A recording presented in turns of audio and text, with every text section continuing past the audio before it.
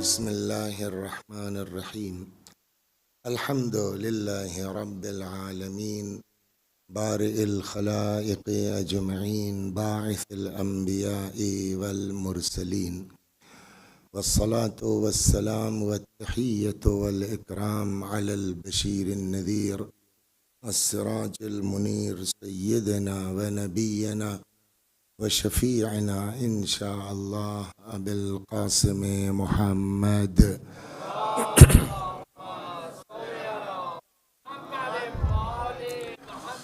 اللهم صل عليه وعلى أهل بيته مظاهر جلالك وجمالك، واللعن على أعدائهم أجمعين. أما بعد، فقد قال الله تبارك وتعالى وقوله الحق: أعوذ بالله من الشيطان الرجيم. بسم الله الرحمن الرحيم. لهن مثل الذي عليهن بالمعروف وللرجال عليهن درجة. صلوات بر محمد وآل.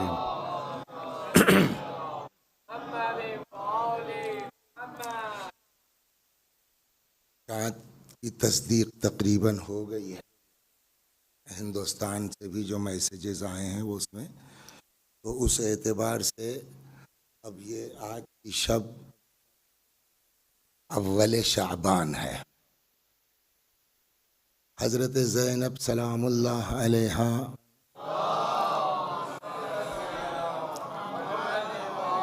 کے سلسلے سے مشہور روایت یہ ہے کہ آپ کی ولادت 5 جمادی الاولیٰ کو ہوئی، اور بعض روایتوں میں یہ ہے ماہ شعبان کی پہلی تاریخ.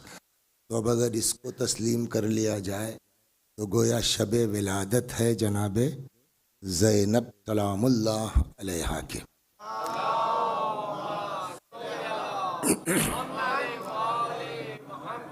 آپ سب کو تہہ دل سے مبارکباد پیش کرتا ہوں، اس دعا کے ساتھ کہ اللہ ہم سب کو اہل بیت کے چاہنے والوں کے زمرے میں شامل فرمائے انشاءاللہ. جناب زینب کے سلسلے میں بھی روایات اسی طرح ہیں جیسے امام حسن اور امام حسین علیہ السلام کی ولادت کے سلسلے میں ہے. اس لیے کہ امام حسن اور امام حسین علیہ السلام کی بھی جب ولادت ہوئی تو جناب فاطمہ نے کہا علی سے کہ نام کیا ہوگا، تو مولا نے کہا کہ میں رسول اللہ پر تو سبقت نہیں کر سکتا. پھر رسول اللہ تشریف لائے تو پیغمبر نے پوچھا بھائی کیا نام رکھا ہے، تو حضرت نے کہا کہ آپ کے اوپر تو سبقت ہم نہیں کر سکتے، آپ فرمائیے. تو پیغمبر نے فرمایا کہ تو میں بھی اللہ پر سبقت نہیں کر سکتا. تو اب تو پھر جبرائیل آئے، اور جبرائیل نے جو ہے وہ امام حسن کی ولادت کے موقع پر کہا کہ ان کا نام جو ہے وہ شبر رکھیے، اور امام حسین کی ولادت کے موقع پر فرمایا کہ ان کا نام شبیر یا شبیر رکھیے. تو پیغمبر نے فرمایا کہ بھئی یہ ہماری عربی زبان تو نہیں ہے، کہ اس کا ایگزیکٹ ترجمہ جو عربی میں ہوگا شبر کا حسن اور شبیر یا شبیر کا حسین. یہ آپ نے سن رکھا ہوگا حضرت کے. سیم یہی چیز جناب زینب سلام اللہ علیہا کی ولادت پر بھی اسی طریقے سے پیغمبر کہیں باہر تشریف لے گئے تھے. جب تشریف لائے تو پیغمبر کے سامنے پیش کیا گیا، تو پیغمبر نے پوچھا علی کیا نام رکھا، تو وہی چیز کہ آپ پر تو سبقت نہیں کر سکتے، آپ جو فرمائیے. تو پھر رسول اللہ نے کہا تو میں بھی اللہ پہ سبقت نہیں کر سکتا. اور تب جبریل جو ہے وہ لے کے آئے ہیں سلام کے ساتھ کہ خدا فرماتا ہے کہ اس بیٹی کا نام زینب رکھے.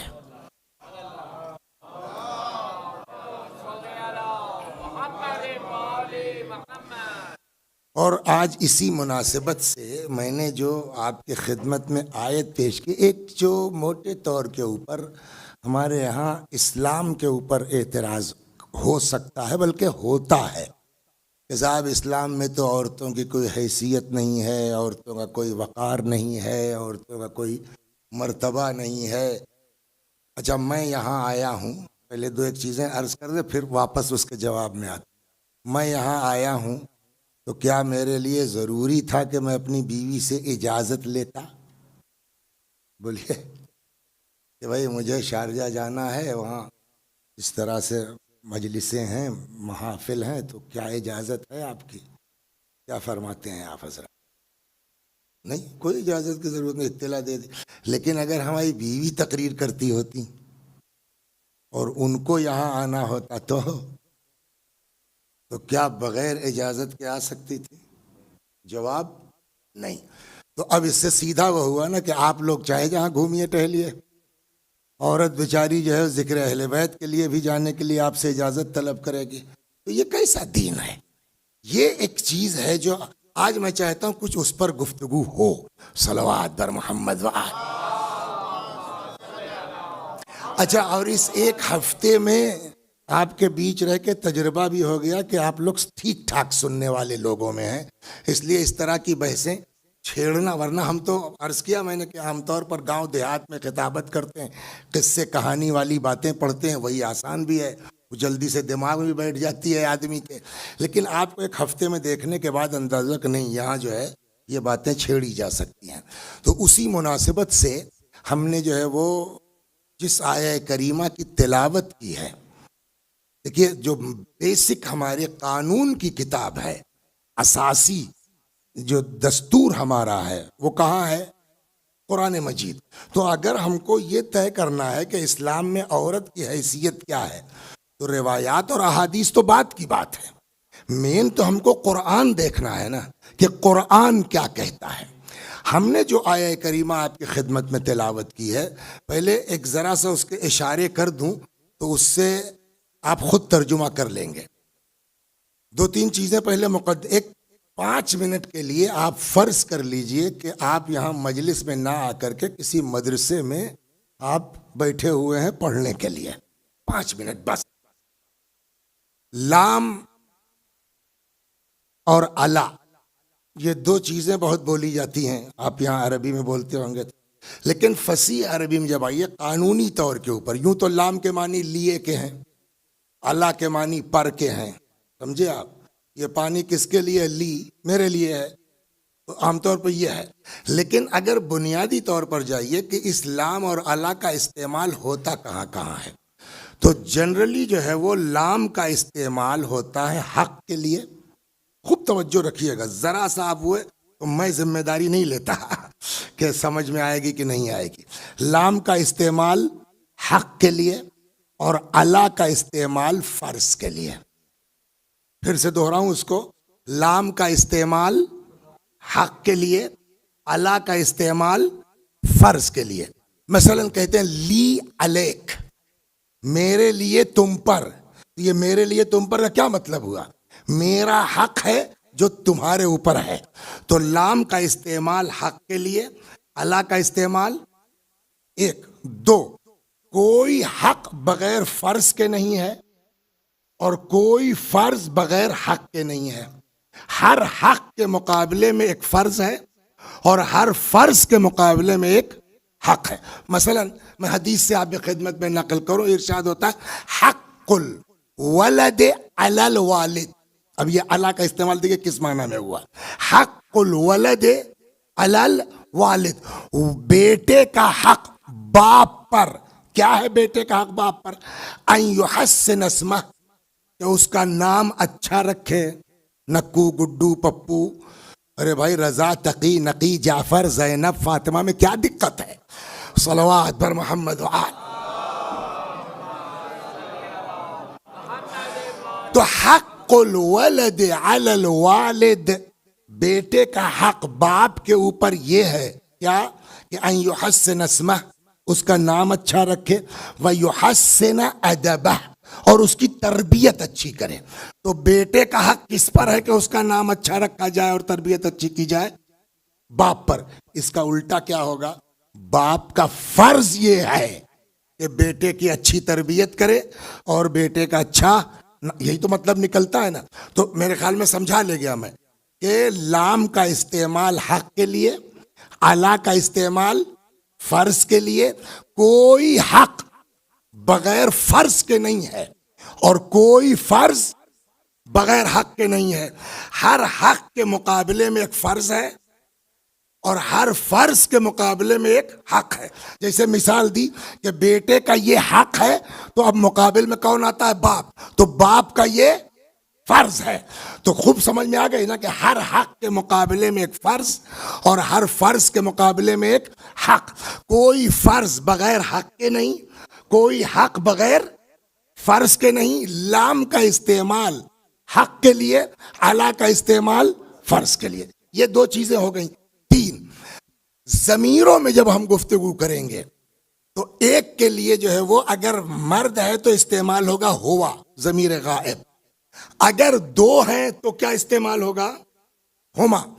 تین یا اس سے زیادہ ہے تو کیا استعمال ہوگا؟ ہم. یہی اگر عورتوں کے لیے کرنا ہو تو ایک کے لیے کیا استعمال ہوگا؟ ہیا. اور دو کے لیے ہما. یعنی ہما کامن ہے. ہما دو مردوں کے لیے بھی یوز ہو سکتا ہے، دو عورتوں کے لیے بھی یوز ہو سکتا ہے. ایک مرد ایک عورت اگر ہے تب بھی ہما کا لفظ یوز ہوگا. تو ہیا کا استعمال ایک عورت، ہما کا استعمال دو مرد دو عورتیں یا ایک مرد ایک عورت. ہننا کا استعمال تین سے یا اس سے زیادہ. تو ہننا سے مراد عورتیں، ہم سے مراد مرد ہوئے اور ہننا سے مراد اب کیا ہوں گے؟ عورتیں. تو ہننا کا استعمال کاہے کے لیے ہوگا؟ جماعت نسواں کے لیے. یا ہمارے اردو میں کہتے ہیں جب ہننا کا استعمال ہوگا صنف نازک کے لیے. تو ہننا یعنی وہ سب عورتیں ہو گئی نا. لام کا استعمال حق کے لیے، اعلیٰ کا استعمال فرض کے لیے، ہننا کا استعمال جماعت نسواں کے لیے. اب ترجمہ کیجئے آپ قرآن کی جو آیت میں نے پڑھی ہے. کیا ارشاد؟ لہن. لام کا استعمال کس کے لیے؟ ہننا کا استعمال کس کے لیے؟ تو لہن کا ترجمہ کیا ہوگا؟ ان کے حقوق، یعنی عورتوں کے حقوق. صلوات. خوب توجہ ہے نا. تو اب لہن کا ترجمہ کیا ہوگا؟ ان کے حقوق، یعنی عورتوں کے حقوق. مثل الذی. تو مثل کے معنی تو جانتے ہی آپ، ویسے ہی ہیں. اب آپ بتائیے سر، اعلیٰ کا استعمال کاہے کے لیے؟ فرض کے لیے. ہننا کا استعمال عورتوں کے لیے. لہن ان کے حقوق مثل الذی، ویسے ہی ہیں کہ علیہن، جیسے ان کے فرائض. مرد سے کوئی مطلب ہی نہیں ہے، بات صرف عورتوں کی ہے. لہن مثل الذی علیہن بالمعروف. ان کے حقوق اسی طریقے سے ہیں جیسے ان کے فرائض ہیں. تو اب قرآن نے کیا سمجھایا کہ جتنا ان پر حق ہے وہ ان کے شوہر پر فرض ہوگا، جتنا ان کا فرض ہے اتنا ان کے شوہر کا حق بنے گا. اور اب قرآن کہتا ہے کتنا ہے؟ کہ مثل الذی علیہن، جتنے حقوق ہیں اتنے فرائض ہیں. یعنی نہ حق سے زیادہ فرض ہے نہ فرض سے زیادہ حق ہے. صلوات در محمد. خوب کر رہے قرآن کیا کہہ رہا ہے. تو اب قرآن نے مثل الذی کہہ کے کیا فرمایا؟ برابر. لہن مثل الذی علیہن بالمعروف. جتنا ان کے حقوق ہیں اتنے ہی ان کے فرائض ہیں، فرض ہے. یعنی نہ حق کے مقابلے میں فرض زیادہ ہے نہ فرض کے مقابلے میں حق زیادہ ہے. یہ ایک چیز ایسی ہے کہ جس کو دیکھ کر کے آ کے آدمی یہ کہتا ہے کہ صاحب عورتوں کے حقوق مردوں کے برابر ہیں. کہہ سکتے ہیں نا. صلوات در محمد. قرآن یہ کہتا ہے. دیکھیں جہاں سے گڑبڑ ہوتی وہاں سے یہ قرآن یہ کی بنیاد پر ہم کیا کہہ سکتے ہیں؟ لہن مثل الذی علیہن بالمعروف. جتنے حقوق اتنے فرائض. نہ حق سے زیادہ فرض نہ فرض سے زیادہ حق. تو قرآن کی نظر میں عورت کم یہ ہو گیا نا کہ تو پھر آپ کے ہاں جو قوانین ہے اس کا کیا کیا جائے؟ شوہر کی اجازت کے بغیر آپ بولیے کہیں جان، ایک آپ کو واقعہ سنا دوں پھر واپس آتا ہوں. صلوات بر محمد و آل محمد. دور پیغمبر صلی اللہ علیہ وآلہ وسلم، پیغمبر کے زمانے میں ایک شوہر شہر سے باہر جاتا ہے، ظاہر بات مدینے کی بات ہے، اور جاتے وقت اپنی بیوی سے کہہ کے یہ جاتا ہے، خوب توجہ کریں آپ، اور جا کے اپنے گھر بیوی کو مت سنائیے گا مگر بیٹیوں کو ضرور سنا دیجیے گا. ساری مصیبت اسی وقت آتی ہے کہ جب بیٹیوں کو ہم یہ سب سمجھانے کے بجائے الٹا سپورٹ میں آ جاتے ہیں. اکثر گھر خراب ہوتے ہیں ماں باپ کی بنیاد پر. صلوات پر محمد. ہم کو دخل اندازی نہیں کرنا چاہیے.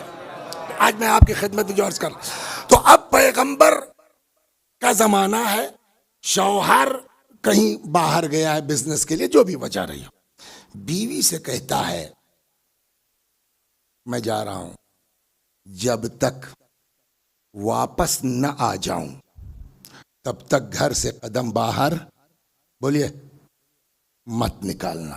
ٹھیک ہے. شوہر چلا گیا، باہر گیا، تب تک خبر آئی باپ بیمار ہے. بولیے ایک بیٹی کے لیے اس سے بڑی اور کیا چیز ہے کہ اس کا باپ بیمار ہے؟ جانا چاہیے نہیں جانا چاہیے؟ مگر وہ مومنہ تھی، شوہر نے منع کیا تھا، نہیں گئی مگر دل چاہ رہا ہے نا، تو اب کیا کرے؟ اچھا اس زمانے میں ٹیلی فون نہیں ہے کہ فون کر کے بات کر لے، میل کر دے، واٹس ایپ پہ میسج ڈال دے. تو ظاہر رسول اللہ موجود ہے، شریعت وہی تو لے کے آئے ہیں. تو اس نے سیدھا آدمی بھیجا، یا رسول اللہ، خوب توجہ سنیے آپ، یا رسول اللہ میرا شوہر باہر گیا ہے، مجھ سے کہہ کے گیا ہے کہ جب تک میں واپس نہ آؤں تب تک گھر سے قدم باہر، میرا باپ بیمار ہے، کیا آپ اجازت دیتے ہیں کہ میں جا کے بابا کی عیادت کر لوں؟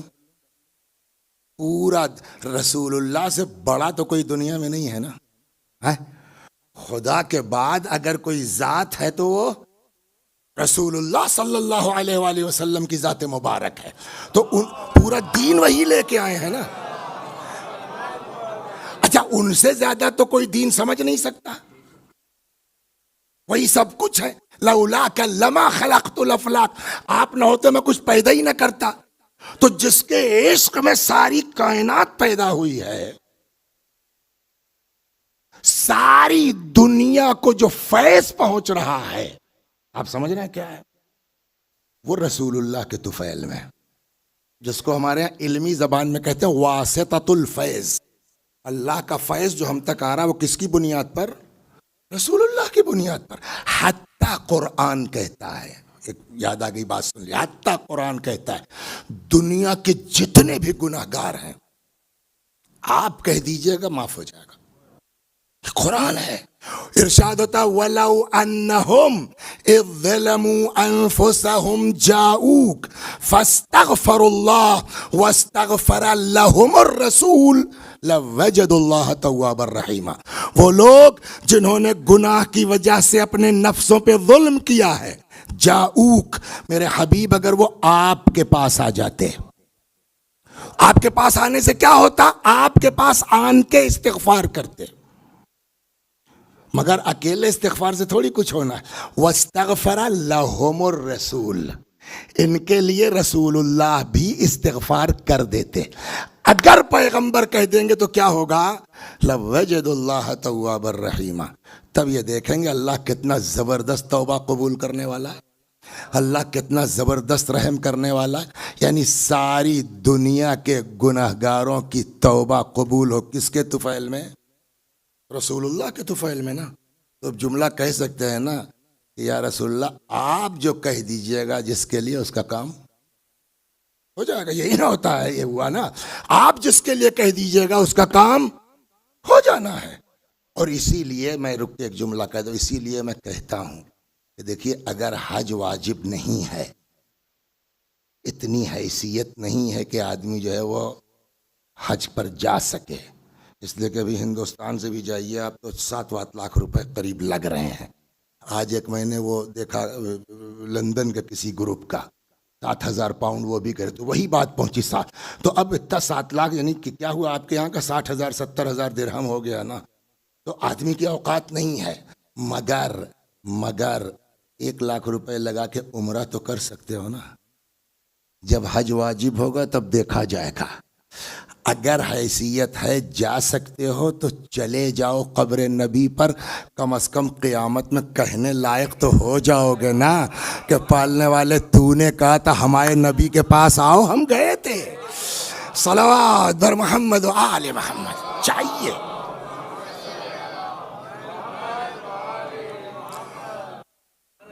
تو اب ساری دنیا کا کام ہو سکتا ہے کس کے طفیل میں؟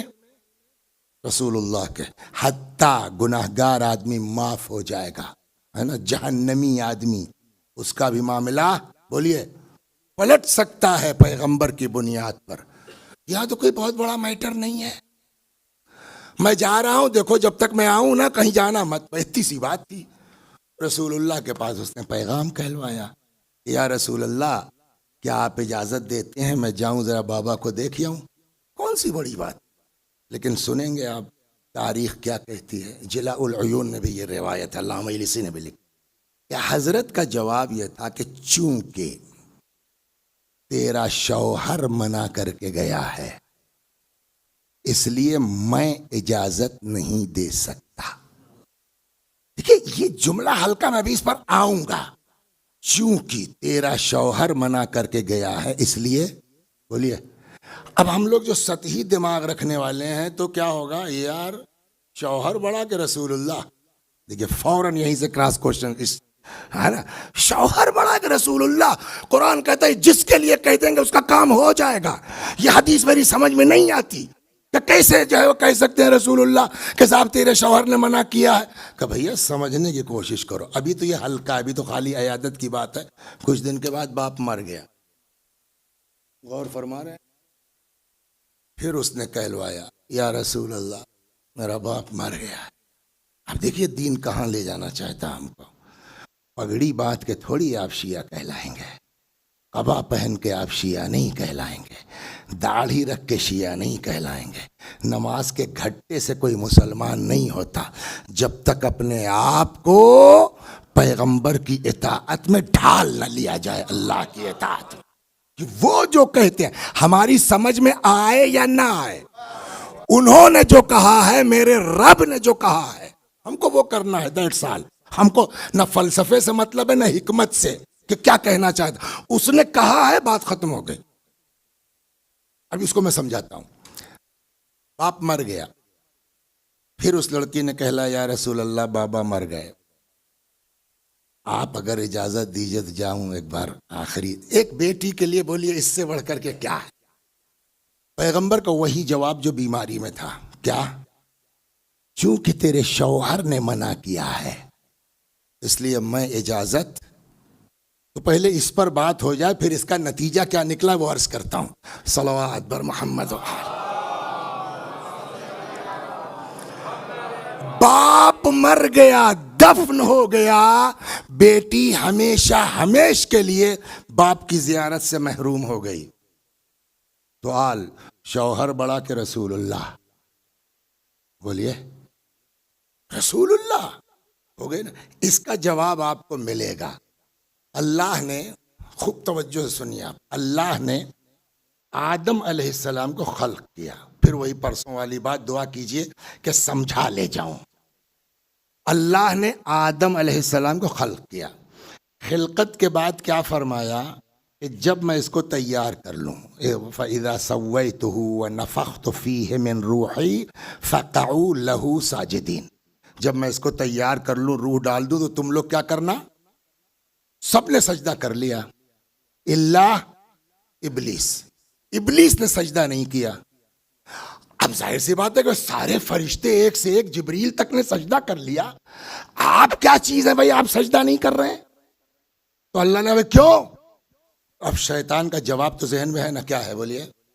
خلقتہ من طین وخلقتنی من نار، اس کو تو نے مٹی سے بنایا، مجھ کو، مطلب کیا ہوا اس کا؟ واٹس میننگ آف دس آیا؟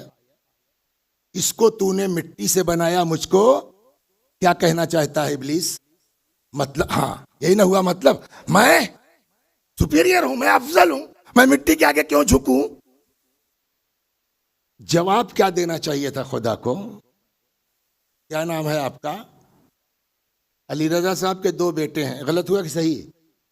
صحیح ہے، 2 بیٹے ہیں، تو میں نے کہا علی رضا صاحب آپ کا چھوٹا لڑکا بہت تیز ہے ماشاءاللہ، ان کا کیا جواب ہوگا؟ ارے مولانا آپ بیٹا میرا ہے، بتائیے گا آپ کون تیز ہے؟ یہ والا زیادہ تیز ہے، آپ نہیں سمجھ پائے، ہے نا؟ شیطان نے کہا مجھ کو آگ سے بنایا، اس کو مٹی سے، مطلب میں سپیریئر ہوں، میں بڑا ہوں، میں افضل ہوں۔ 2 ہی صورت ہے، یا شیطان غلط کہہ رہا ہے یا صحیح کہہ رہا ہے، 2 ہی صورت ہے نا، یا شیطان صحیح کہہ رہا ہے کہ مٹی جو ہے وہ کمتر ہے، آگ افضل ہے، میں آگ سے بنا ہوں، یا شیطان غلط کہہ رہا ہے۔ اگر شیطان صحیح کہہ رہا ہے تو اللہ صحیح بات کو نہیں مانے گا تو دنیا میں کون مانے گا؟ اور اگر شیطان غلط کہہ رہا ہے تو اللہ کا جواب کیا ہونا چاہیے تھا؟ خلق میں نے کیا، پیدا میں نے کیا، آپ کون ہے ڈیسائیڈ کرنے والے کہ مٹی افضل ہے کہ آگ؟ ہے نا؟ یہ جواب خدا کا ہونا چاہیے تھا کہ نہیں ہونا چاہیے؟ بولیے آپ، کہ بھائی میں اللہ ہوں کہ تم اللہ ہو، میں نے پیدا کیا کہ تم نے پیدا کیا، میں کہتا ہوں مٹی افضل ہے، جاؤ بات ختم۔ جواب ہو سکتا تھا نا، لیکن خدا نے اس میٹر ہی کو نہیں اچھالا، افضل اور مفضول اور آگ اور مٹی کی کوئی بات ہی نہیں کی۔ سیدھا سوال، ما منعک اذ امرتک، کس چیز نے تجھ کو سجدہ آدم سے روکا جبکہ میں نے حکم دیا تھا؟ میٹر آگ اور مٹی کا ہے ہی نہیں، میٹر افضل مفضول کا ہے ہی نہیں، میٹر یہ کہ میں نے کہا تھا۔ توجہ فرمایا آپ نے نا؟ تو اب معاملہ آدم کے سجدے کا نہیں ہے، خوب توجہ رکھیں، مسئلہ مٹی کے آگے جھکنے کا نہیں ہے، مسئلہ کیا ہے؟ حکم خدا ہے، وہ جس کے آگے کہے اس کے آگے جھکنا پڑے گا۔ اگر وہ کہتا ہے کہ جا کے کعبے میں حجر اسود کو چومو تو تم یہ نہیں کہہ سکتے ہو کہ پتھر نہیں چومیں گے۔ صلوات بر محمد، غور کر رہے ہیں، حکم الہی۔ تو اب بات کیا ہوئی سر؟ مسئلہ مٹی کا نہیں ہے، آدم کا میٹر ہی نہیں ہے، میٹر اب کہاں سے آیا؟ حکم الہی۔ توجہ فرما رہے ہیں نا آپ؟ حکم خدا یہ ہے کہ اس کو سجدہ کرو، تو اب آدم کو سجدہ نہ کرنے کی وجہ سے ابلیس شیطان ہوا، یا حکم الہی کی نافرمانی کرنے کی وجہ سے؟ بولیے، میٹر آدم ہے یا میٹر امر الہی ہے، حکم الہی ہے؟ حکم الہی ہے۔ شوہر کی اطاعت کرنا ضروری ہے، یہ بیوی کا فرمان ہے کہ خدا کا؟ بولیے، اب اگر خدا کہہ رہا ہے کہ تم کو شوہر کی اطاعت کرنی ہے تو شوہر کی اطاعت شوہر کی اطاعت نہیں ہے، در حقیقت خدا کی اطاعت ہے۔ اور اب اگر کوئی آ کے یہ کہے کہ میں اس کو نہیں مانتی، میں اس کا جو ہے وہ اطاعت نہیں کروں گی، تو اب یہ شوہر کی نافرمانی نہیں ہے، حکم الہی کی نافرمانی ہے، اور حکم خدا کے مقابلے میں کوئی نہیں آ سکتا۔ اس لیے پیغمبر نے کہا کہ چونکہ شوہر منع کر کے گیا ہے تو بات شوہر کی نہیں ہے، حکم خدا یہ ہے کہ اطاعت کرو۔ اس لیے میں کون ہوں کہنے والا؟ صلوات بر محمد۔ توجہ فرمایا آپ نے؟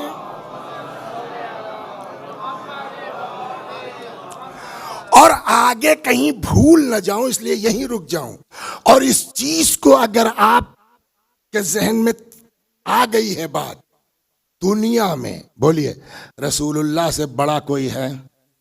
پھر رسول اللہ کے بچوں سے بڑا کوئی ہے؟ جناب زینب کون ہے؟ ابھی بات آئی تھی نا. ہاں کیا ہے؟ جیسے امام حسن کا نام اللہ نے رکھا. جو لوگ شروع میں نہیں تھے ان سے معذرت، بات ہو چکی ہے. جیسے امام حسین کا نام اللہ نے رکھا، ویسے ہی میں نے کیا روایت نقل کی، جناب زینب کا نام بھی کس نے رکھا؟ اللہ نے. تو بعد رسول خدا امیر المؤمنین، امیر المؤمنین کے بعد حضرت امام حسن حسین، ظاہر بات ہے ان سے بڑا کوئی نہیں ہے. کیوں؟ دیکھیے ایک چیز سنا دو پہلے میں آپ کو، صلوات بر محمد وعد، خوب سمجھ میں آ جائے. آپ نے وہ روایت سنی الحسن والحسین، بولیے سیدہ شباب اہل الجن، حسن اور حسین جنت کے جوانوں کے. یہ حدیث سنی ہے نا، رٹی ہوئی ہے سب کو. تو جنت میں مولا کائنات ہیں کہ نہیں ہیں؟ جناب فاطمہ جنت میں ہیں کہ نہیں ہیں؟ تو ان کے بھی سردار ہیں. بولیے. اس لیے رسول اللہ کو پتا تھا کہ دماغ میں آئے گا سوال، لہذا پوری حدیث یوں ہے، الحسن والحسین سیدہ شباب اہل الجن و ابوہما خیر منہما. حسن و حسین جنت کے جوانوں کے سردار ہیں اور ان کے ماں باپ ان سے بھی بہتر ہیں. تو اب اس کا مطلب رسول اللہ سب سے بلند، اس کے بعد علی و فاطمہ، علی و فاطمہ کے بعد کوئی نہیں ہے، فقط سیدہ شباب اہل الجنہ. اب سیدہ شباب اہل الجنہ کے بعد بتائیے کون ایسی ذات ہے جس کا نام جبرائیل آسمان سے لے کے آئے؟ صلوات در محمد، آپ کو جہاں لے جانا چاہتے ہیں. کون ایسی ذات ہے؟ حضرت زینب. تو اب حسن حسین کے بعد کن کا نمبر آتا ہے؟ جناب زینب سلام اللہ علیہا کا. ان سے بڑا تو کوئی اب نہیں ہوا نا؟ ایک دم کنفرم ہے. شادی کہاں ہوئی جناب زینب کی؟ عبداللہ کون تھے؟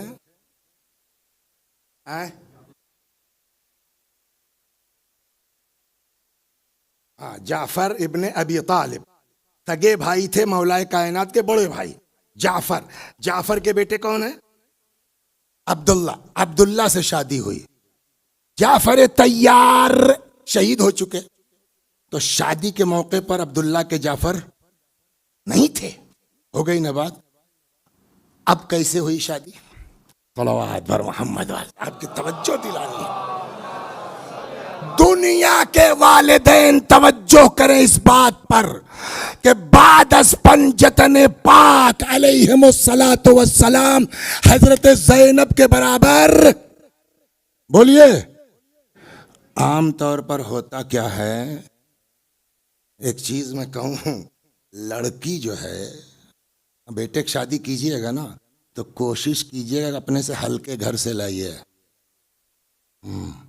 بڑے گھر کی آئے گی تو سب خدیجہ نہیں ہے. صلوات در محمد. اور کیا، بڑے گھر کی آئے گی، سمجھ گئے آپ؟ تو اگر ذرا سا جو ہے وہ میکے کا تحفہ جو ہے بھاری ہوا شوہر کے مقابلے میں، تو شوہر کو جوتی کی نوک پہ رکھے گی. لہذا کوشش یہ کیجئے کہ اپنے سے 19 گھر میں جا کے شادی کیجئے، مگر یہ کہ یہ پتہ ہو کہ یہ انسان اہل بیت کی سیرت پہ چلنے والا ہے، اپنی مال و دولت ہمارے سامنے نہیں رکھے گا، ٹھیک ہے؟ ورنہ جناب زینب مانا کہ سگے بھتیجے ہیں عبداللہ ابن جعفر، جعفر طیار کے بیٹے ہیں، شہید کے بیٹے ہیں، مگر کچھ بھی ہو زینب کے برابر نہیں. بولیے آپ، ہے نا؟ مولا کائنات نے رشتہ طے کر دیا. اس رشتے کے بیچ آپ نے سنا کبھی؟ وہ سن لیجئے، صلوات بر محمد.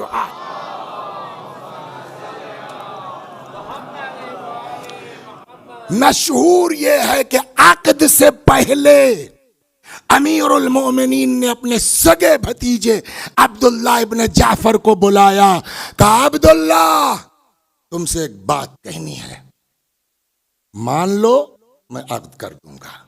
جی چچا، دنیا میں باپ اور بیٹے بہت ہیں، یعقوب اور یوسف جیسے باپ اور بیٹے نہیں ہیں۔ دنیا میں باپ اور بیٹی بہت ہیں، مگر رسول اللہ اور فاطمہ جیسے نہیں ہیں۔ دنیا میں بھائی اور بہن بہت ہیں، یہ سن لیجیے آپ، دنیا میں بھائی اور بہن بہت ہیں، مگر حسین اور زینب جیسے بھائی اور بہن۔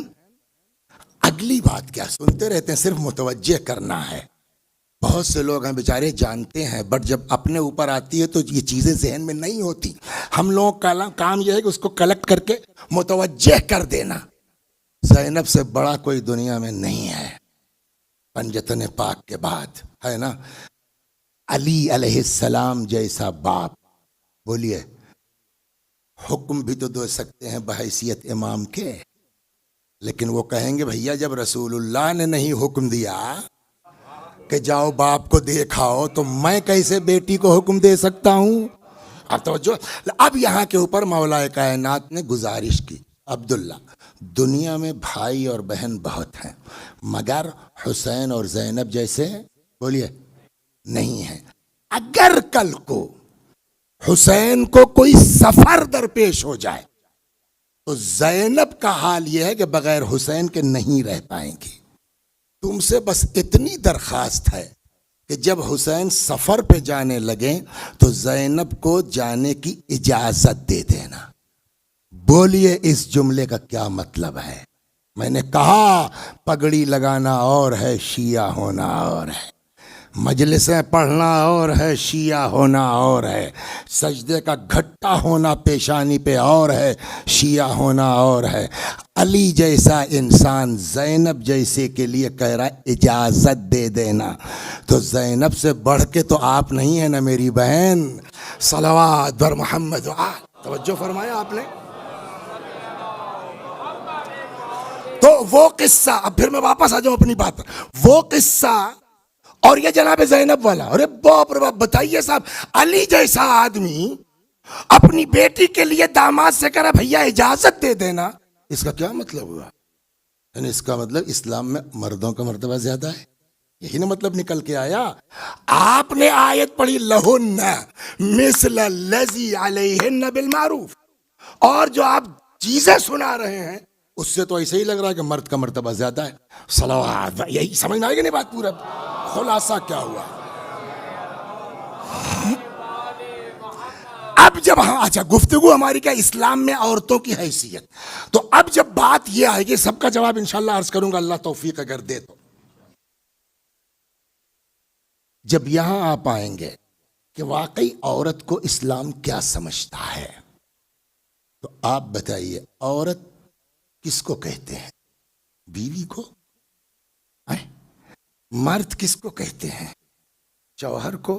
ساری پرابلم یہاں شروع ہوتی ہے کہ جب ہمارے دماغ میں یہ گھس جاتا ہے عورت یعنی بیوی، مرد یعنی شوہر، جبکہ مرد اور عورت یہ دونوں کے 3 دور سے گزرنا ہے۔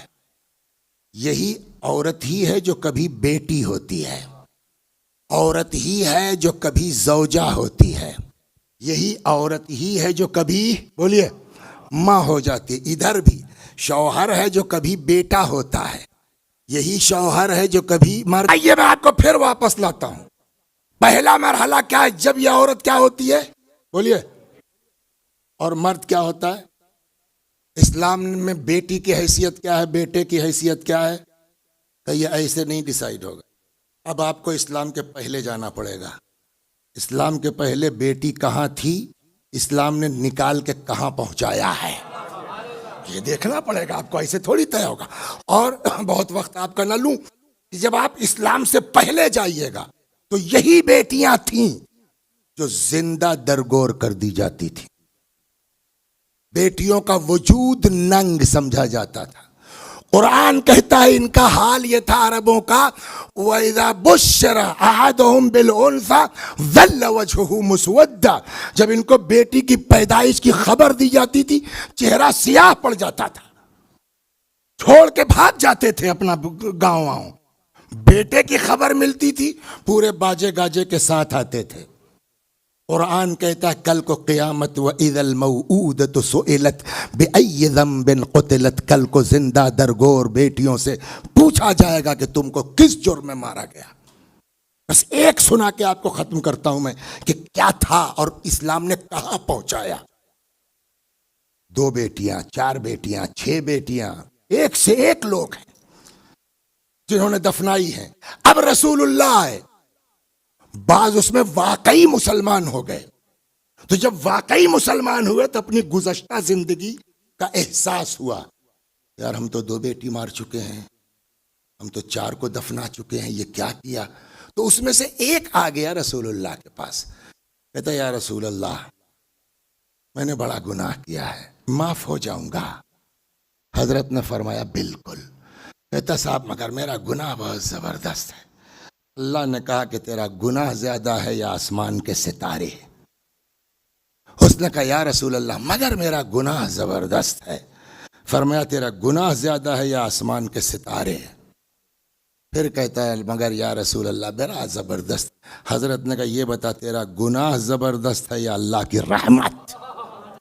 اور یہ چیز ہے نا، شکر ادا کیجیے اللہ نے آپ کو ایسے گھر میں پیدا کر دیا کہ اہل بیت مل گئے. کہیں یہ دعائیں مولا کی دعا میں ہے یا من سبقت رحمتہ غضبہ، اے وہ اللہ جس کی رحمت اس کے غضب کے آگے آگے چل رہی ہے. تو کہتا ہے یا رسول اللہ اللہ کی رحمت سے تو بڑھ کے نہیں ہے صاحب، بٹ میرا گناہ بڑا زبردست ہے. حضرت نے کہا اچھا بولو کیا ہے تم نے جو اتنا مایوس ہو. یہ ذہن میں رہے کیا فرمایا، گناہ زیادہ کے آسمان کے، گناہ زیادہ کے ریت کے ذرات، گناہ عظیم یا اللہ کی رحمت. اس طرح رسول اللہ اس کو دلاسا دے رہے ہیں. اب جواب سنیے اس کے گفتگو کے بعد، کیا ہے تم نے. کہنے لگا یا رسول اللہ میں ایک طولانی سفر پہ گیا، وہاں سے واپس آیا 3-4 سال کے بعد.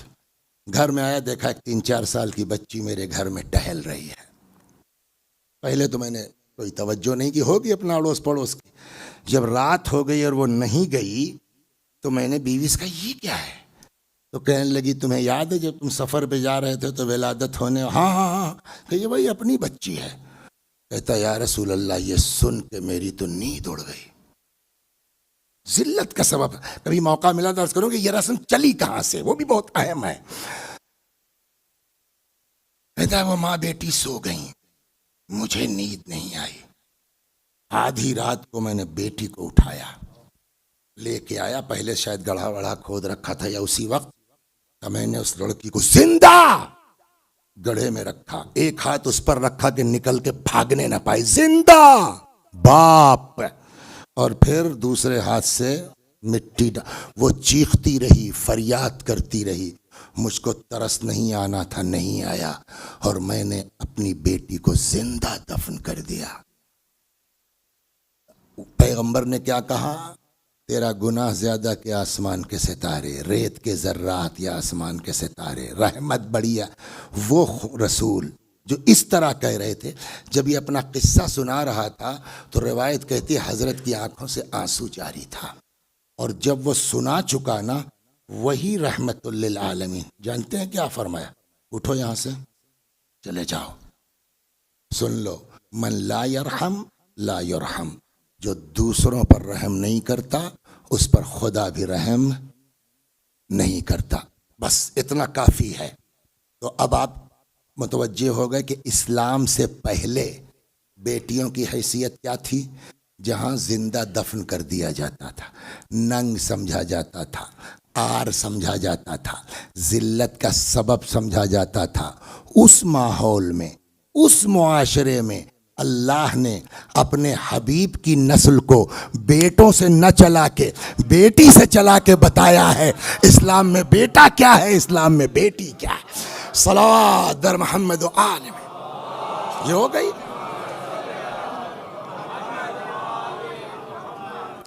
اور نہ یہ کہ رسول اللہ، بلکہ اسی میں تو 30 سال کا تو عمر کا فرق ہے نا مولا کائنات کا رسول اللہ ہی کے زمانے میں. پھر جب اس فاطمہ کو اللہ حسن و حسین کا نام آیا بہشت سے مگر زینب کا نام آیا تو زینب کے معنی کیا ہے؟ باپ کی زینت. جس معاشرے میں بیٹیوں کا یہ حال تھا وہاں بیٹیوں کا نام رکھا جاتا ہے باپ کی زینت ہے یہ. صلوات بر محمد و آل محمد. تو یہ پہلا مرحلہ ہوا کہ جہاں دیکھیے آپ اسلام میں بیٹا کیا ہے. اور ایک آدھ حدیث سن لیے جلدی سے، 15 منٹ بچا. اذا دخل احدکم السوق، جب تم میں کوئی بازار جائے، فاشترى ہدیۃ، اور بچوں کے لیے کچھ خریدے، کوئی پھل لے کے آ گئے، مونگ پھلی لے کے آ گئے، گھر میں آئے بیٹا بھی ہے بیٹی بھی ہے.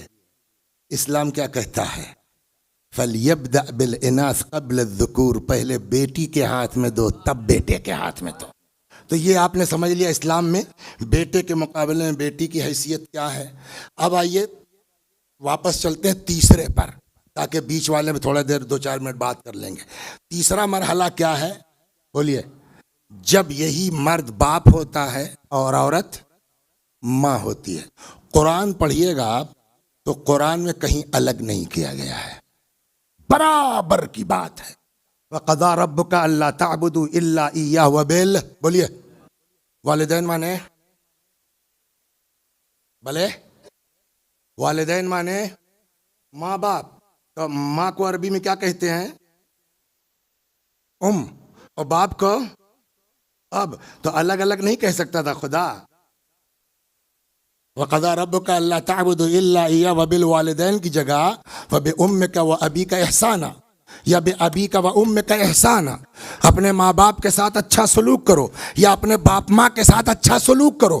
اگر خدا الگ الگ کہہ دیتا تو ہم اپنی عقل لگا لیتے کہ ماں کا لفظ پہلے ہے اس لیے ماں کا مرتبہ زیادہ ہے، یا باپ کا لفظ پہلے ہے اس لیے باپ کا مرتبہ زیادہ. خدا نے ایسا 2 in 1 لفظ استعمال کیا ہے وبالوالدین. طے ہی نہیں کر سکتا آدمی کہ ماں کا مرتبہ زیادہ ہے کہ باپ کا.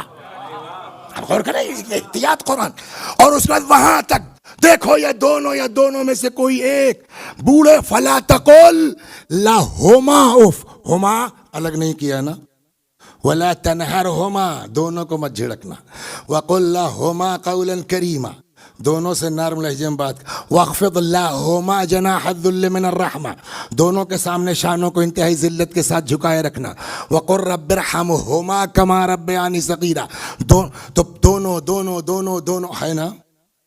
آگے بڑھیے. انشکر لی ولوالدیک، میرا شکریہ ادا کرو اور اپنے والدین کا. یہاں بھی ماں باپ کو الگ نہیں کیا گیا.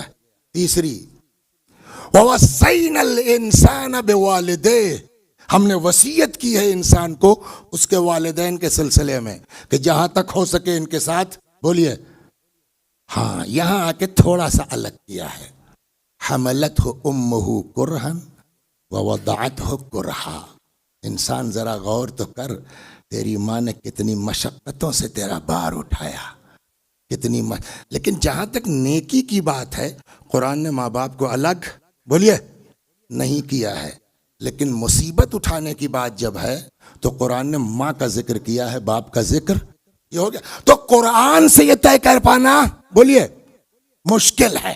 ذرا سا اشارہ ملتا ہے، لیکن اب اگر اس کے سپورٹ میں حدیثیں آ جائیں تو آسان ہو جائے گا. صلوات بر محمد وآل. بس ایک حدیث میں سناؤں گا. ایک شخص آتا کہتا یا رسول اللہ الا من ابر، کس کے ساتھ نیکی کروں؟ فرمایا امک، ثم مہ اور امک، ثم مہ اور امک، ثم مہ فرمایا اباک.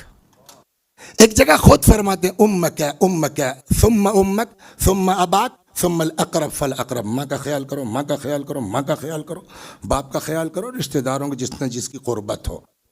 آخری بات اس سلسلے میں سن لیجئے اور واپس آ جاؤں. امام فرماتے ہیں صلوات پر محمد وآلہ. ایک دم واضح امام نے صاف فرمایا اذا كنت فی صلاة التطوع، اگر تم مستحبی نماز پڑھ رہے ہو، واجب کی بات نہیں ہے، واجب کہاں نماز توڑی جا سکتی ہے اس کے توضیح المسائل میں سب لکھا ہوا ہے، یہ مستحبی نماز ذہن میں رہے۔ اذا كنت فی صلاۃ التطوع، اگر تم مستحبی نماز پڑھ رہے ہو، فإن دعاك والدك فلا تقطعها، اگر باپ پکارے نماز مت توڑو، نماز پوری کرو۔ وَإِن دَعَتْكَ وَالِدَتُكْ فَاقْطَعْهَا، لیکن اگر ماں پکار دے نماز توڑ دو۔ آپ نماز شب پڑھ رہے ہیں 2 بجے رات کو، ایاک نعبد و ایاک نستعین اہدنا الصراط، ادھر سے آواز آئی علی رضا، دین کہتا ہے توڑ دو۔ جی اماں، صلوات بر محمد، بس ہو گیا نا۔ تو پہلے اور تیسرے مرحلے میں کوئی مسئلہ نہیں ہے، وہاں بھی سمجھ میں آ گیا کہ بیٹی کی حیثیت کیا ہے، اور یہاں بھی جو ہے وہ نیکی کا جہاں تک معاملہ تو قرآن کہتا ہے دیکھو ماں باپ میں فرق مت کرو، دونوں دونوں دونوں۔ لیکن جب بہت ڈیپ جائیں گے تو ہاں ایک وقت ایسا آتا ہے کہ جہاں پھر بھی ماں کا مرتبہ بڑھ کے ہم کو دکھتا ہے۔ یہ بیچ والا یہی خطرناک ہے، اس کا کیا کریں ہم؟ علی نے کہا اجازت دے دینا، اس سے بڑھ کے کیا ہے؟ یعنی اتنا مرد جو ہے وہ حاکم ہو گیا ہے۔ پیغمبر نے کہا چونکہ شوہر نے منع کیا ہے، بولیے اس لیے میں جانے کی اجازت۔ تو ایک چیز تو میں نے یہ کہی بات کہ میٹر شوہر کا ہے نہیں، اصل ہے حکم خدا، ہے نا۔ یہ کہ بغیر شوہر کی اجازت کے نہیں جا سکتے، یہ جو ہم کو پڑھایا جا رہا ہے کہ وہ شوہر کو حاکم بنا دیا گیا، مرد کو گارج، کہ یہ مرد حاکم نہیں بنا ہے، حکم خدا ہے۔ اس نے جتنا مناسب سمجھا ہے عورت کو پابند بنایا ہے، جتنا مناسب سمجھا ہے بولیے مرد کو پابند بنایا، اس کی اپنی حکمت کا، مگر بلا اجازت۔ میں نے کہا دیکھیے بلا اجازت گھر سے نہ نکلنا، یہ مرد کے حاکم ہونے کی علامت کہاں سے سمجھ لیا آپ نے؟ صلوات پر محمد۔ میں آپ کو اپنے علاقے کے اعتبار سے مثال دے دوں تو شاید سمجھ میں آ جائے۔ یہ بات کنفرم ہے کہ بغیر مرد کی اجازت کے عورت گھر سے باہر نہیں نکل سکتی، اور اس کے لیے بڑی روایات ہیں۔ ہم یہ سمجھتے ہیں کہ اس بلا اجازت کا مطلب مرد حاکم ہے، دین کہتا ہے نہیں، حاکم ہم ہیں یار۔ کہاں سے تم نے جو ہے مرد کو حاکم سمجھ لیا؟ حاکم مطلق ہم ہیں۔ کہ تو پھر یہ حکم کیوں؟ صلوات پڑھی، اب اس کی مثال دیتا ہوں۔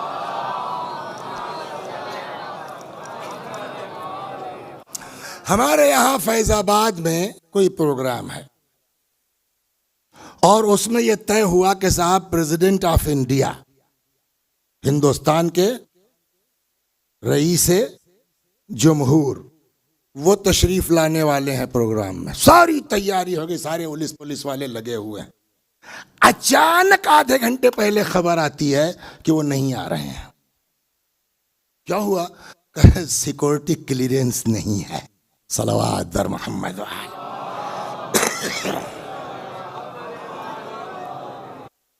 یہ کیا ہوتا ہے؟ سیکورٹی، دیکھیے پریزیڈنٹ ہیں، ان کی حیثیت ہے، ان کی زندگی کی اہمیت ہے، بغیر سیکورٹی کلیئرنس کے نہیں جا سکتے۔ کہ یہ کلیئرنس کون دیتا ہے؟ پوچھئے، بولیے کیا نام شمس الحسن صاحب، یہ کلیئرنس کون دے گا؟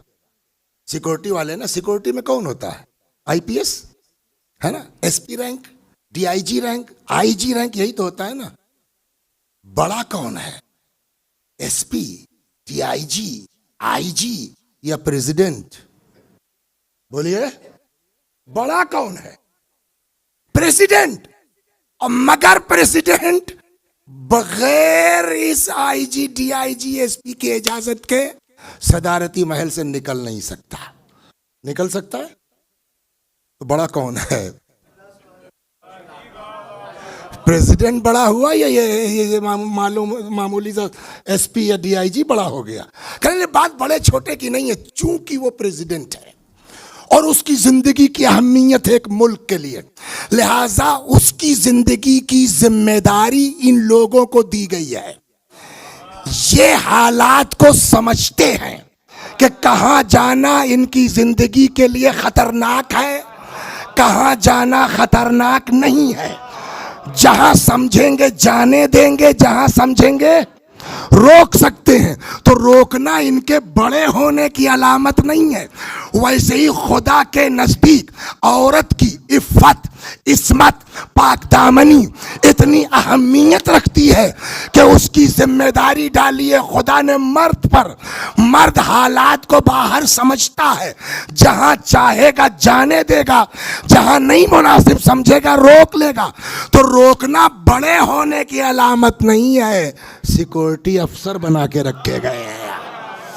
صلوات بر محمد، غور فرما رہے ہیں آپ کیا ہے؟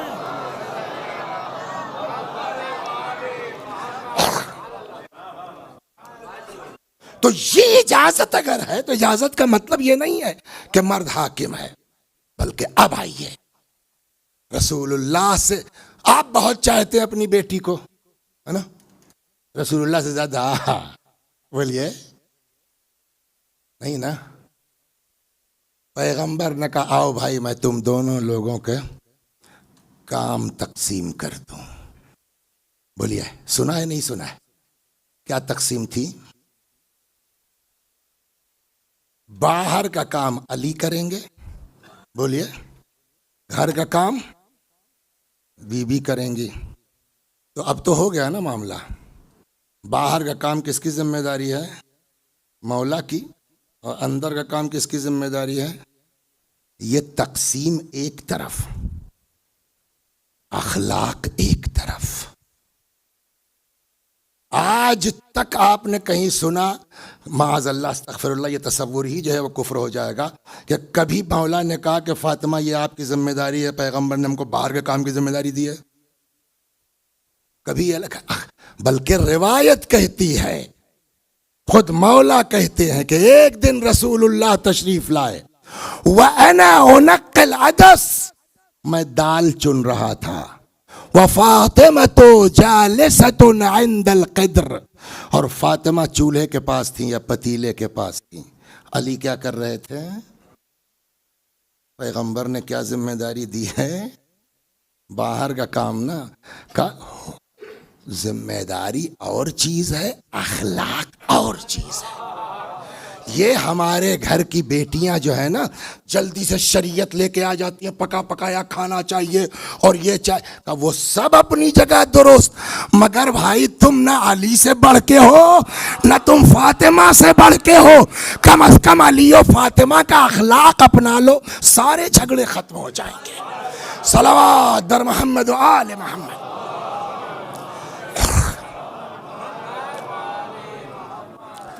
بہت ہوتا ہے، بہت ہوتا ہے، شوہر کی آمدنی کم ہے،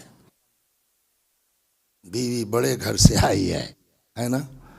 خدیجہ کون تھی؟ ملکۃ العرب، ان سے بڑا کائنات میں بولیے کوئی نہیں تھا نا عورتوں میں، اور ان کے ایک بیٹی، پوری اس کی جو ہے وارث کون ہے؟ جناب فاطمہ نا؟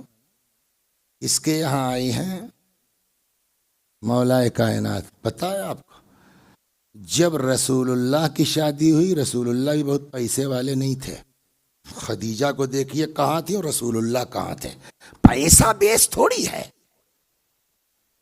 ایمان بنیاد ہے، تقوی بنیاد ہے۔ اور بلکہ ایک بزرگوار نے، تو میں اس نقطے طرف میں خود ہی متوجہ نہیں تھا، لیکن ایک بزرگوار نے متوجہ کیا کہ بھیا جب فَمَنْ يَعْمَلْ مِثْقَالَ ذَرَّةٍ خَيْرًا يَرَهُ وَمَنْ يَعْمَلْ مِثْقَالَ ذَرَّةٍ شَرًّا يَرَهُ، ذرہ برابر نیکی کرو گے وہ بھی دیکھو گے، ذرہ برابر برائی کرو گے۔ وسیع حسن صاحب کی بیٹی کا رشتہ آیا، وسیع حسن صاحب نے سب دیکھا، ہاں ٹھیک ہے، مومن ہے، نمازی ہے، سب کچھ ہے، پیسہ نہیں ہے اس کے پاس، نہیں بھیا ہم نہیں کر پائیں گے، انکار کر دیا۔ انہوں نے توجہ دلائی کہ آپ کو ہر چیز کا جواب دینا ہے. اگر آپ نے بیٹی کا رشتہ یا بیٹے کا رشتہ انکار کیا ہے تو کم از کم وہ سبب ڈھونڈ کے رکھو کہ خدا کے یہاں جواب دے سکو کہ ہم نے اس لیے. لڑکا شراب پیتا تھا, لڑکا جواری تھا, لڑکا بے دین تھا, نہیں. تب کا پیسہ نہیں تھا, کا پیسہ تو میرے حبیب کے پاس بھی نہیں تھا. یہ معیار ہے انکار کا. پیسہ تو علی کے پاس بھی نہیں, اور اتنا نہیں تھا کہ خود علی پیسے کی وجہ سے آ نہیں رہے تھے کہنے کے لیے. خود رسول اللہ نے کہا رے بھائی آپ کہیے تو اس کا مطلب یہ ہے کہ ہم لوگوں کو اپنی بیٹیوں کے بارے میں غور کرنا پڑے گا. بس آج زینب سے بڑا کون ہے بولیے, ہے نا. ساری پرابلم جو آج ہمارے سماج میں ہو رہی ہے نا, وہ کس بنیاد پر؟ اس لیے کہ مردوں نے علی کی سیرت کو چھوڑ دیا ہے. ہماری بیٹیوں بہنوں نے فاطمہ کو پڑھنا چھوڑ دیا ہے. امیر المومنین خود فرماتے ہیں کہ ایک زمانہ ایسا تھا کہ جب میرے پاس صرف ایک جانور کی کھال تھی, جس کو دن میں ہم جانور کو چارہ دیتے تھے, وہی رات کو صاف کر کے ہمارا بستر کا کام کرتی تھی. راوی کہتا ہے ظاہراً جناب ابو ذر یا سلمان فارسی, پیغمبر پر کوئی آیت نازل ہوئی, حضرت گریہ کر رہے, کسی نے آ کے بی بی کا دروازہ کھٹکھٹایا, کیا ہے؟ کہ رسول اللہ رو رہے ہیں, کوئی آیت نازل ہوئی ہے. بی بی نے کہا کوئی عذاب کی آیت ہوگی, میرے بابا کا یہی حال ہوتا ہے. اب وہ کہتے ہیں فاطمہ نکلی, اللہ نہ کرے بحق اہل بیت, یا اللہ اپنے علاوہ کسی کا محتاج نہ بنانا. فرض کیجئے اس قبا کے علاوہ میرے پاس نہیں ہے, پھٹ گئی تو کیا کروں گا؟ پیوند کاہے کا پیوند؟ پہلے تو کوشش ہوگی کہ اسی طرح کا کپڑا مل جائے یا کم از کم اس سے ملتا جلتا مل جائے, پیوند لگے گا. نہیں تو چلو بھائی کوئی بھی کلر پیوند لگ جائے. کپڑے میں کپڑے کا پیوند لگتا ہے. راوی کہتا ہے جب فاطمہ گھر سے نکلی تو میں نے دیکھا 11 جگہوں کے اوپر کھجور کے پتوں کا پیوند تھا فاطمہ کی چادر پر. اور پڑھ کے تاریخ بتائیے کہ ایک دن بھی بی بی نے مولا سے شکایت کی ہو کہ جب سے میں اس گھر میں آئی ہوں مجھ کو ملا کیا؟ اتنی مالدار جو ہے وہ ماں کی بیٹی, اتنے عظیم باپ کی بیٹی. تو ساری دقت آج جو معاشرے میں ہو رہی ہے, دیکھیں آپ لوگوں کو اتنا نہیں پتہ چلتا. ہم لوگ جس اس پر ہیں اکثر فون ادھر کا ادھر کا ادھر کا, اور سب جا کے وہیں گرتی ہے بات کہ کہنے کو تو ہم محب اہل بیت ہیں, مگر نہ ہمارے بچوں نے علی کی تاریخ پڑھی ہے, نہ ہماری بیٹیوں نے فاطمہ کی تاریخ پڑھی ہے. اگر دونوں علی و فاطمہ کی راہ اپنا لیں, گھر گلزار بن جائے گا, ہمارا گھر گلستاں ہو جائے گا. بس میں نے آپ تقریر اپنی ختم کی, آپ کا اور وقت نہیں لینا ہے, مگر ان لوگوں کو شکوہ یہ ہے کہ عام طور پر بعد میں جب شعر و شاعری ہوتی ہے تو پبلک اٹھ کے چلی جاتی ہے. تو 2-4 جملے دیکھیے, نثر کے مقابلے میں نظم جو ہے اس پر زیادہ فوکس کیا ہے اہل بیت نے. لیکن ہاں شرط ہے کہ وہ نظم ایسی ہو جو دین کے خلاف نہ ہو, مذہب کے خلاف واہ واہ کے چکر میں نہ ہو. ورنہ ایسے بھی شاعر ہیں جن کے اشعار کو یاد کرنے کے لیے مولا نے کہا علموا اولادکم شعر العبدی, مولا نے کہا اپنے بچوں کو عبدی کے اشعار یاد کراؤ, فإنہ دین. توجہ فرما رہے ہیں آپ؟ ایک سلوات پر ایک چھوٹا سا سن لیے تاکہ رک جائے.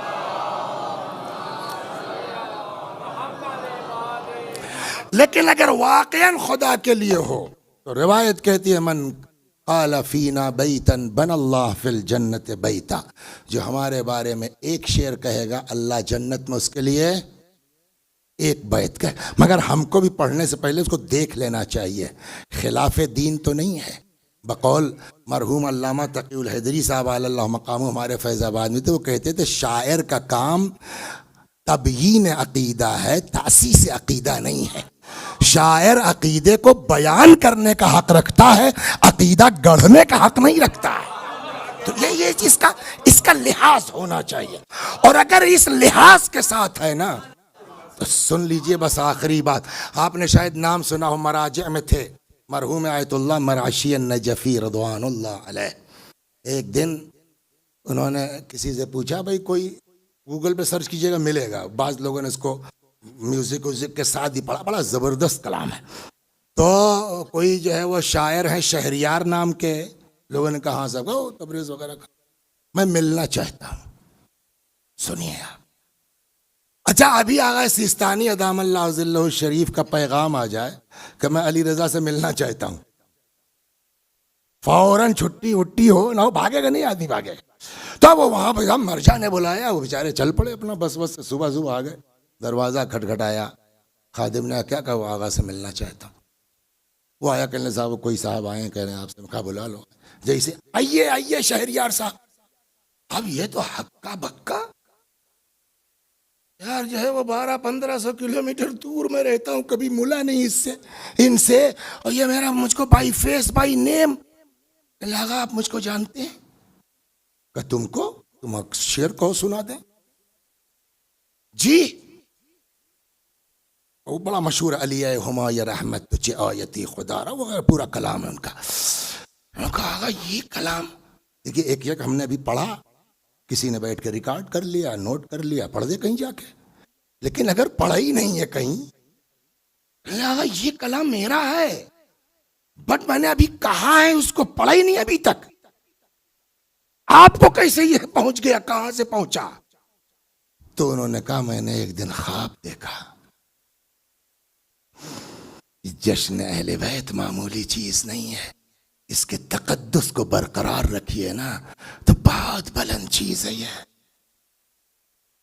اس کو انجوائے کا ذریعہ نہ بنا کر کے، اس کے تقدس کو اگر محفوظ رکھا جائے۔ میں نے خواب دیکھا، مسجد کوفہ ہے، ہر زبان کے شاعر ہیں، امیر المؤمنین تشریف فرمائے۔ تب تک حضرت نے کہا، جو نظامت فرما رہے تھے، بھئی ہمارے شہریار کو بلاؤ۔ تب ہم نے دیکھا تم آئے، علی بیٹھے تھے، تم منبر کوفہ پہ بیٹھے، اور تم نے یہ کلام سنایا۔ کہنے آغا یہ کب کی بات ہے؟ کہ رکو، میں نے لکھ لیا تھا خواب کا ٹائم وائم اٹھ کے، کہ فلاں تاریخ فلاں وقت شب۔ کہنے ارے آغا صحیح کا، ٹھیک جس وقت آپ یہ لکھ رہے ہیں خواب اپنا، میں اپنے گھر میں کمرے میں بیٹھا کلام کہہ رہا تھا۔ سمجھ گیا؟ آپ سمجھتے ہیں کہ خالی یہیں لائیو ہوتا ہے؟